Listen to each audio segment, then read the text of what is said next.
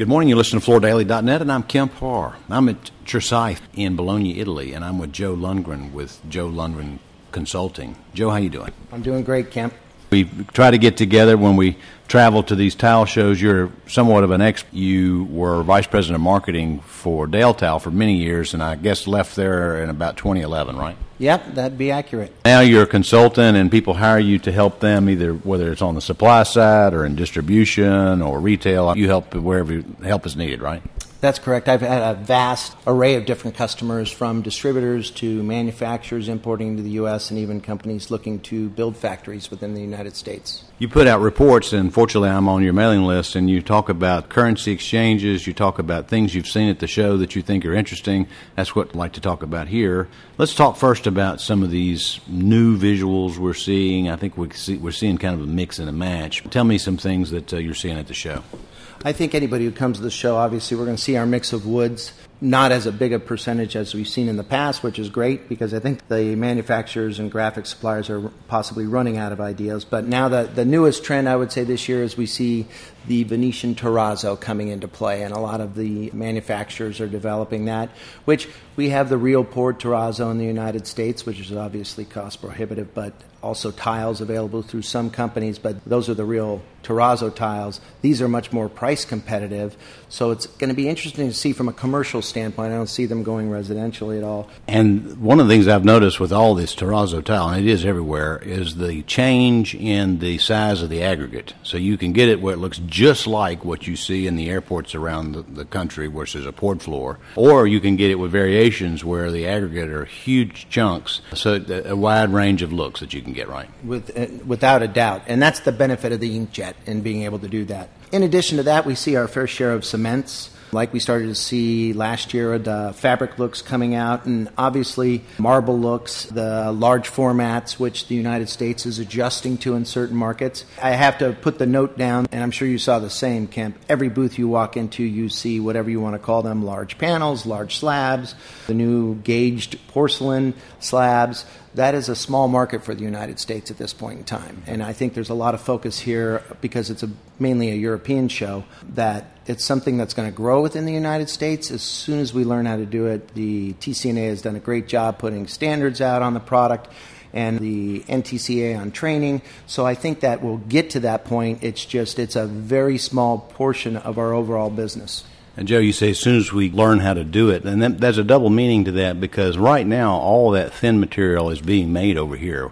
I don't believe there's a factory yet that's ramped up in the U.S. that can make it, while there are plans down the road. But what you mean by that is install it, because installing that product is much different than putting in smaller format products, right? You're exactly right. And where we have the challenge now is who's going to install it. Is it the stone fabricator, traditional slab guy, or is it the tile contractor? And we have a mix there. The slab guys don't like fabricating it because it's not so easy to fabricate, and the tile guys honestly aren't trained yet. And so there's a lot of programs out there, and Ceramic Tile Education Foundation is doing it, and others that are really rushing to do that. But I want to always put that out, that it's a very small portion of our market.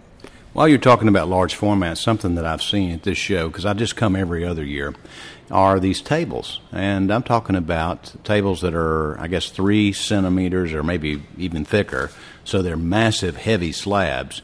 And almost every really stylish booth has these tables to show you just more what you can do with ceramics. And they're using a black background with some random streaks of color through them. And they're really gorgeous. Matter of fact, my wife's here with me, and she thinks she wants to buy one. Yes, that's the trouble with bringing your wife to the show, Kemp. Yeah. But that definitely, without a doubt, the thin, which is the 3.5 mil material in the panels, has largely been used and imported even in the United States for furniture, also for yachts and for mobile homes because of its light. And that's definitely an attractive feature. And some companies have actually branched out. I know there's a Brazilian company that has branched out and into the furniture business because of that. So we started talking about thin, then we went to slab, and then we went to thick. So all of those are processes that have evolved. Yeah, and really there's 2 technologies that have been out there. The originator of all was systems, who came out with the lamina technology, and they have really grown that. They birthed this industry, really, and brought it to where it's at. And now you see a Continua and Continua Plus out there in the marketplace, so they have some competition. But now we see potentially Superla coming on with their technique. So there's going to be some new ones, and you're right, there's no one in the United States that's invested at this point in time. And I think we'll see that when the market demands the volume, and it's just we don't see it yet. Well, let's finish up with looks because I want to go into another area. So, I mean, obviously we're seeing some 3D looks. We're seeing Mediterranean painted concrete look. What do they call that? There's a name for it, isn't there? You know, you can call it into that Cotto Mediterranean look where we take graphics when the manufacturers and the graphic suppliers are looking for something new.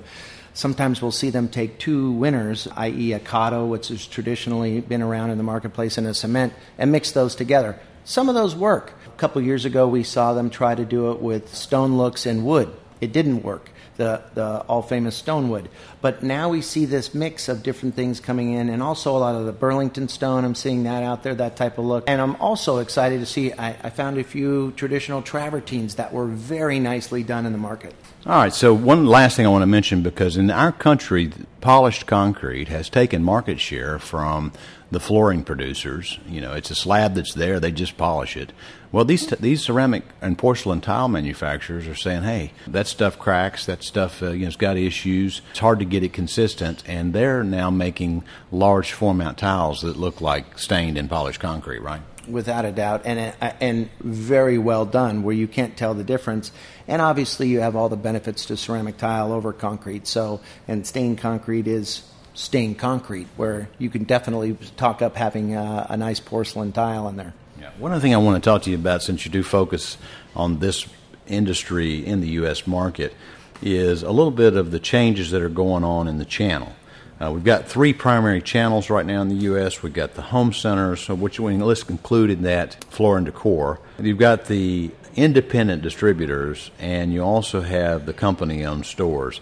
Talk about how that's evolving, if you would. That's a good question, Kemp. And I've been studying the tile industry for some time, and it's been interesting to watch the channels shift. And obviously we all know and by your own report that you put out, the home centers has definitely become the strongest channel in our industry. The traditional distributor has been impacted with that, a shift of that, although the good thing is our industry is growing overall. But then also the company-owned stores are growing, and we all know who those are within the United States. But one of the things that I see happening is the independent distributor is losing share, and so essentially is shrinking. But there's not all of them. There's what I'll deem the mega distributors that have a larger footprint, or you see them doing acquisitions of other smaller independent distributors to increase their footprint and be more of a player in the market.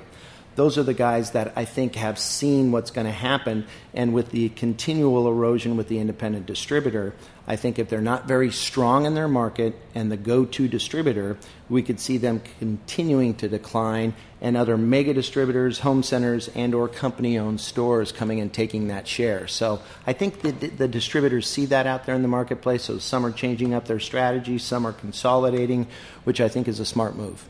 You know, I was talking to Donato Grosser, and he was commenting that the MSI, for example, is growing very fast. They're an independent distributor, but they're a mega independent distributor, and I think you'd also include IMSR in that same list, wouldn't you?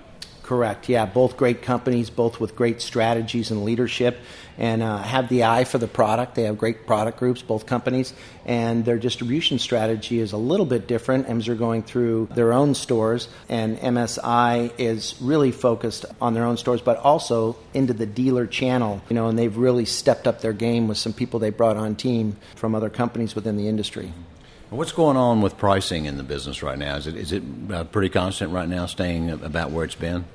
Yeah, I think we see one of the things that really impacts us, and you mentioned my currency report I put out monthly, is the exchange rate obviously impacts us a great deal, and where the euro's at. But we've seen the Italians and the Spanish, euro-based nations, definitely dropping their prices over the last couple of years, so it's very competitive. We also see the Brazilians coming back into the market very aggressively with the real and the exchange rate. So I think the American manufacturers have seen that and had to sharpen their pencil a little bit. We haven't seen a big drop in average selling price, but it's been very aggressive in the marketplace. One last question for you, Joe, if you don't mind. We watched as, mostly in Tennessee, all these factories have been built, and they built them fairly quickly. So now we have, I don't know if we can quantify it, but probably 60% more capacity in the United States for domestic production than we had 3 or 4 years ago. So what is the net effect of that? Well, the good news is that it's American-made product. We all want to see the American market grow because we historically and still are primarily imports. The benefit is to the American consumer and to the distributor. The bottom line is that having U.S. factories here is, from a service standpoint, much better for the consumer and for the distributor. The distributor doesn't have to invest in as much in inventory because he's got it much closer in terms of being able to get supply much quicker. So we can see them carry a vast array of products so that they can carry more products that includes a larger selection for the end user, which I think is a great option because obviously we're competing against other flooring categories. Many of these factories in the U.S. are owned by Italian groups, and for a long time they were making the high-end, fashion-oriented products in Italy and just making the blow-and-go products in the U.S., and they've actually changed that strategy now. They make some of these, like Paneria Group and Florum, they're making some great-looking products right there in the United States now, aren't they?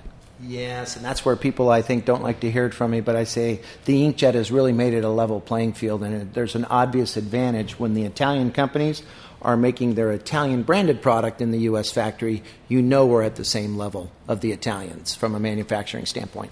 All right, Joe, it's great to catch up with you. Thanks for talking to our listeners. Again, been talking to Joe Lundgren with Joe Lundgren Consulting, and you've been listening to Kemp Harr and FloorDaily.net.